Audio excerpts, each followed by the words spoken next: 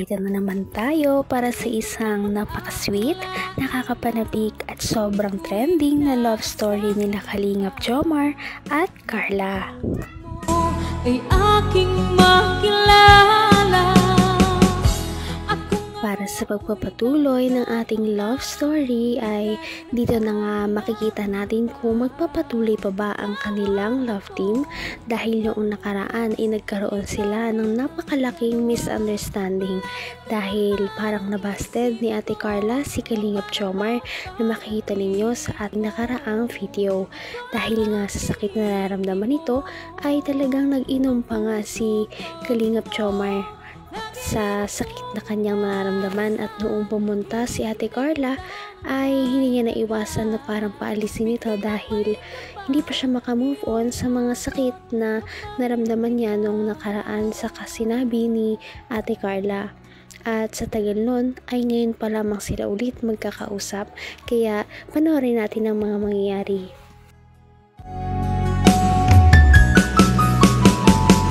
Ang nice ko lang. So ano, Carla? Okay na ba tayo?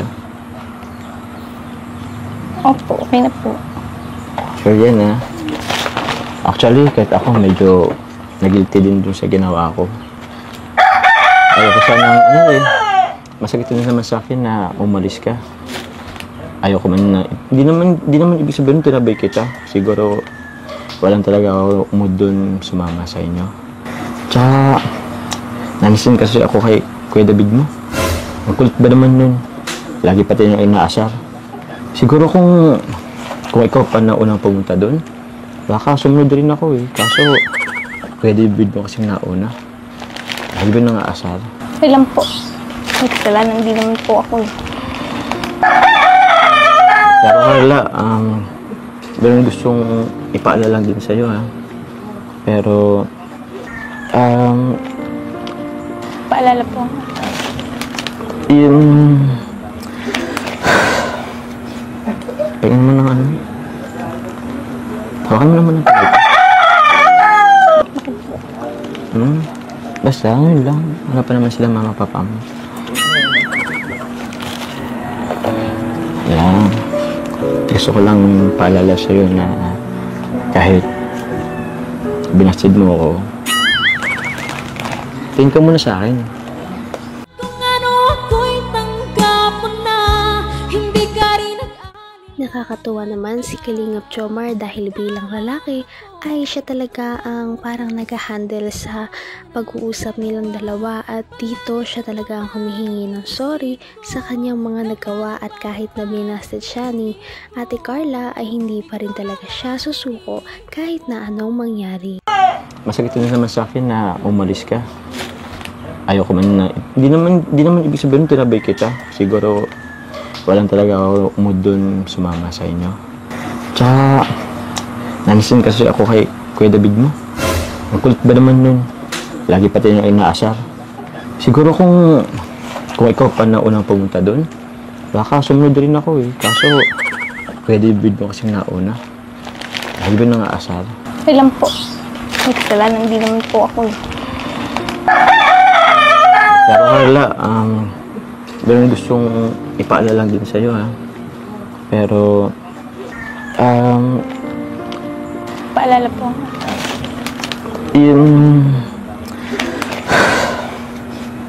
pagyan mo ng hawakan mo naman ng pagyan. Basta, ngayon lang. Wala pa naman sila mama papa mo. Yan. Gusto ko lang paalala sa'yo na kahit binastid mo ako, tingin ka muna sa akin.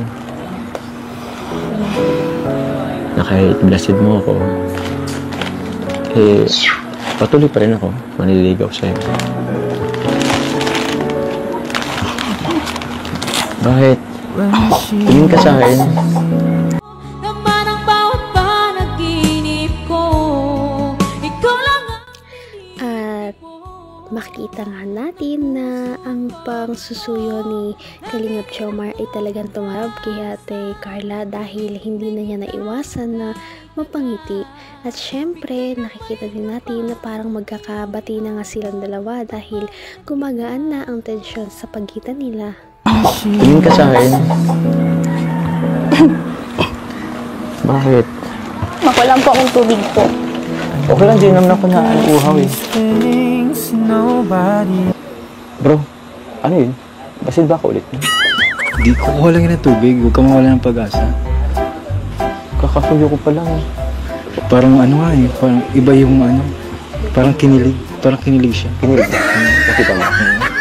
Tumaligod kasi sa akin bro, hindi ko ito nakita. So nakita mo? Baka nahiya yun. So ano? May pag-asa naman sila. Ay, thank you. Salamat. Ikaw, tubig mo? Oh, upo ka. Salamat sa tubig ha. Narinig mo ba yung sinabi ko kanina? Okay. Anong masasabi mo?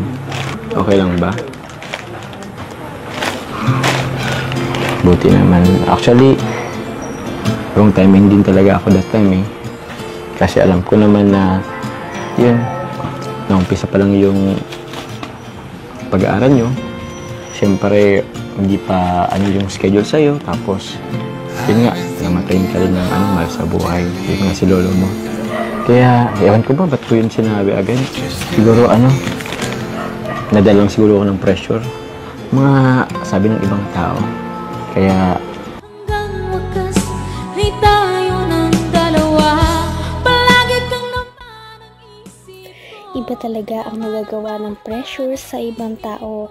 Ngunit syempre alam din naman natin na totoo ang nararamdaman ni Kalingap Jomar para kay Ate Carla. At sana nga sa tamang pagkakataon at panahon ay maging sila na talaga. At ito na nga ang mga susunod na pangyayari sa pag-uusap nila. Bagay na Akin na?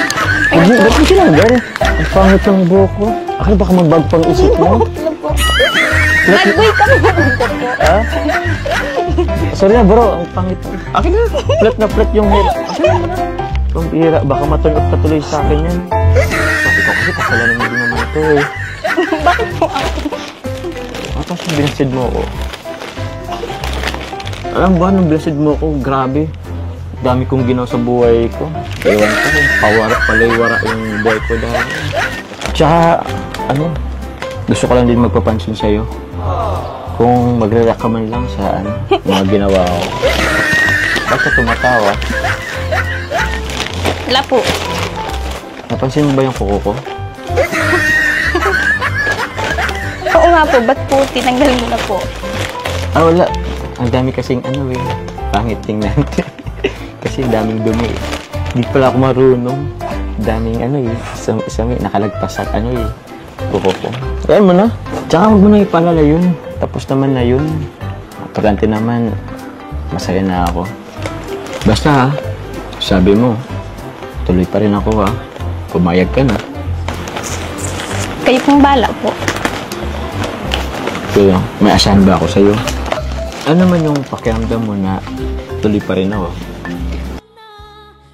Sa wakas, pagkatapos ng kanilang napakatagal na alitan ay naging back to normal na nga ang love team na ito. Kaya sa pagbabalik ng kanilang love team ay maaasahan natin na marami pa talagang mangyayari na pagpapakilig sa dalawang ito. At aabangan na natin kung magiging sila na ba talaga. Patindi na ng patindi ang mga pangyayari sa kanilang love story. Kaya naman sobrang dami talaga ang kinikilig sa kanilang love story at palaging nag-aabang. Kaya naman sana ay magkatuluyan din ang dalawang ito, si Ate Carla at Kalingap Jomar. Sana din ay patuloy natin silang subaybayan at suportahan para magpatuloy pa ang kanilang love team. Paniguradong hindi lamang ito ang ating aabangan dahil marami pang mga susunod na kilig moments na mangyayari sa kanilang dalawa. Yun lamang at maraming salamat sa pananood. Bye!